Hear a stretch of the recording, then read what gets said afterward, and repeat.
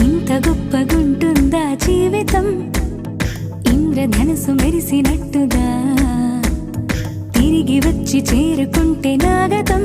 తెలుసుకుంటోంది మనసేమో